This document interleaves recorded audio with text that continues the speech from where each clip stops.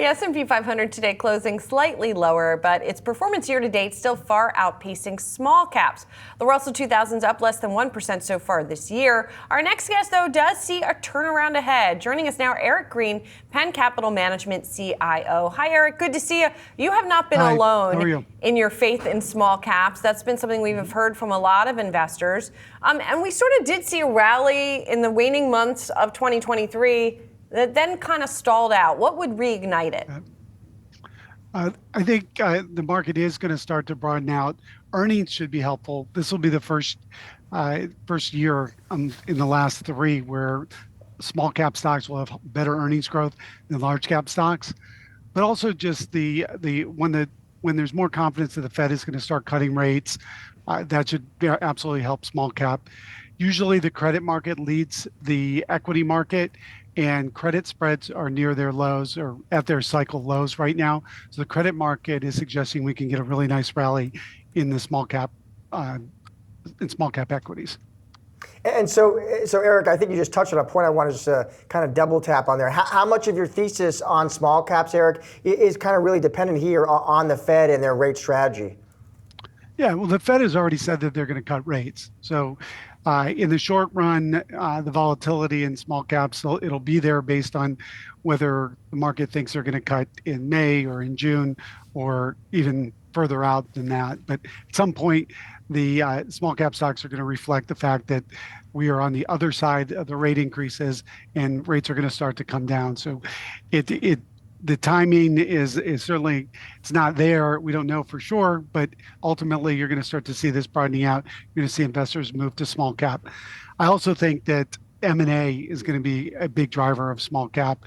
You have record low valuations of small cap stocks relative to large cap stocks. So a large cap company buying a small cap company right now is very accretive, even at a premium. In addition to that, the cost to borrow continues to go down as interest rates have come down, and as well as credit spreads have continued to go down. We are starting to see the beginning of an M&A boom. There's been a ton of pent-up demand in M&A for the last 2 years. We've been well below averages. It's still well below where we were pre-COVID. So expect to see a lot of deals, and a lot of deals are going to come from larger companies buying smaller ones, from private equity firms buying very attractively valued small cap companies. Eric, what's interesting too, as you look out through the year and look at the outlook for the Fed, you don't necessarily think we're going to see a cut in May. How is that going to be a disappointment for the market if that's the case? I think the market is pretty much digested that there won't be a cut in May. You had a pretty big pullback on the Fed's comments. Unless we see a really very, very low CPI, well, lower than expectations, I would say that the market will continue to expect the first cut to come in June rather than May. If we see a very low CPI number tomorrow or more confirming data that inflation is coming down faster than expectations, it's possible the market starts to put back the May cut in there. But I don't think it'll be disappointing. I think right now the market is preparing for no cut in May, a pause in May, and then a cut in June. And Eric, when we're talking small caps, are there certain verticals, sectors within small caps that you prefer? Sure. There's areas in the market that have actually performed fundamentally well, but their stocks have been lousy. As an example, consumer discretionary, they've performed poorly the last couple of years because most investors assumed that we were going into a recession and nobody wants to buy a consumer stock when we go into an economic recession. Well, we clearly have not. The consumers held up much better than anybody expected, and the earnings have held up much better than expected. And given that the stocks have not moved, valuations have gotten extremely attractive. So we're looking at historically low valuation in some areas of the consumer, restaurant stocks, gaming stocks. You also see it in cruise and other leisure areas. Amusement parks are very inexpensive relative to where they've been historically, and relative to the fact that we are not going off a cliff. The consumer is still very strong. They have jobs, they have confidence, and they believe inflation is coming down. That's what we're seeing. I'm told, Eric, you also like energy stocks, and that's an interesting one to me because we just had yet another deal announced today, a shale deal. between Diamondback and Endeavor. There's been a lot of consolidation there. What are you looking at as something that could help propel that group higher this year? Because it's been a little laggy. Sure. More broadening of the market, more value-oriented investing, which value has gotten much cheaper than growth.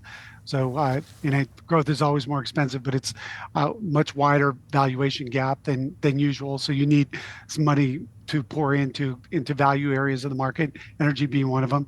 You need stability in the oil price in this $75 to $85 range, or $70 to $90 range, really.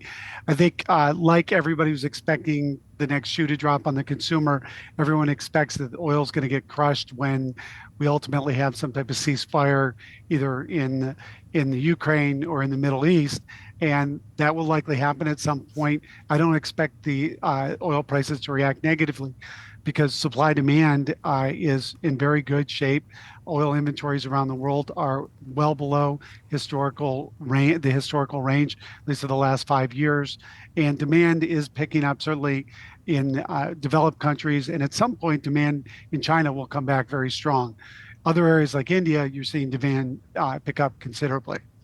And Eric, this is also an election year. I'm just curious, what are your clients asking you about that, Eric, and what are you telling them? Well, since 1952, according to Strategis Research, the market has not gone down in a year where an incumbent was running.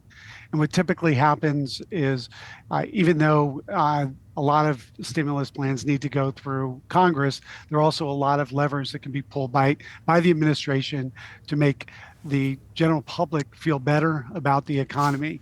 So you can put forward some spending. There are other things you can actually try to pressure commodity prices to get the consumer stronger. Those are things that, and there are other things that the administration can do so that they can get their side elected, and that's what typically happens. So I would just say that we're likely to be stronger over the next year. There is some seasonality; it gets a little bit weaker in the second quarter, and then starts to really pick up into the election. Once the election is done, the uncertainty goes away, regardless of who the candidate, which candidate wins, and then you get a very strong fourth quarter historically. All right. Eric, thank you so much for joining the show today. I always appreciate it. Yep. Thank you very much.